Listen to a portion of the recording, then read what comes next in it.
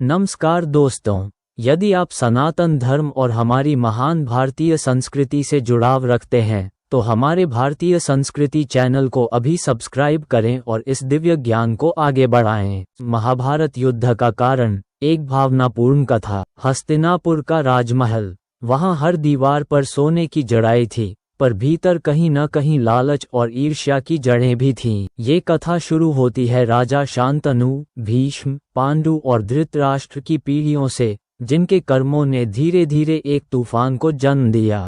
दुर्योधन का जन्म और ईर्ष्या का बीज। धृतराष्ट्र अंधे थे, परंतु राज्य के उत्तराधिकारी थे। विधि के नियम से वे राजा नहीं बन सके और उनके छोटे भाई पांडु ने सिंहासन संभाला। धृतराष्ट्र के मन में यह एक हल्की चुभन बनकर रह गई।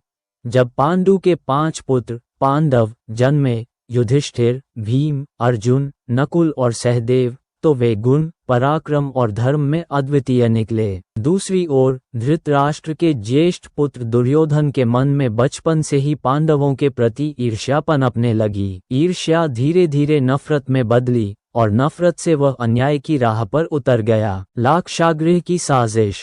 दुर्योधन को डर था कि एक दिन युधिष्ठिर राजा बन जाएगा और उसका सपना टूट जाएगा। शकुनी, उसके मामा, ने सलाह दी, बीज को अंकुर बनने से पहले ही नष्ट कर दो।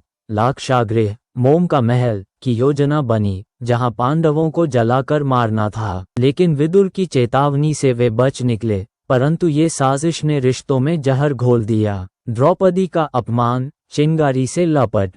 कुछ वर्षों बाद पासों के खेल में दुर्योधन ने शकुनी की चालाकी से युधिष्ठिर को फंसा दिया। राज्य, भाई, स्वयं को हारने के बाद युधिष्ठिर ने द्रौपदी तक को दांव पर लगा दिया। सभा में जब द्रौपदी को खींचकर लाया गया, दुर्योधन ने उसकी ओर इशारा करते हुए कहा, आओ, हमारे महल में बैठो, और अपनी जांघ थपथपाए। भीष्म, धृतराष्ट्र और गुरुओं की चुप्पी ने द्रौपदी के मन में प्रतिशोध की आग भर दी। उसने प्रतिज्ञा ली, मैं अपने केश तब तक नहीं बांधूंगी जब तक दुर्योधन का रक्त अपने हाथों से न बहाऊं। महाभारत का युद्ध केवल एक परिवार की कलह नहीं था, ये लालच, अहंकार और ईर्ष्या के परिणाम का जीवंत उदाहरण था। दुर्योधन की अंधी महत्वाकांक्षा, शकुनी की कुटिलता और बड़ों की चुप्पी ने उस आग को भड़काया, जिसे अंत में भगवान श्री कृष्ण के मार्गदर्शन में पांडवों ने धर्म की विजय से बुझाया। अगर आप सनातन धर्म के अनुयायी हैं और हमारी संस्कृति पर गर्व करते हैं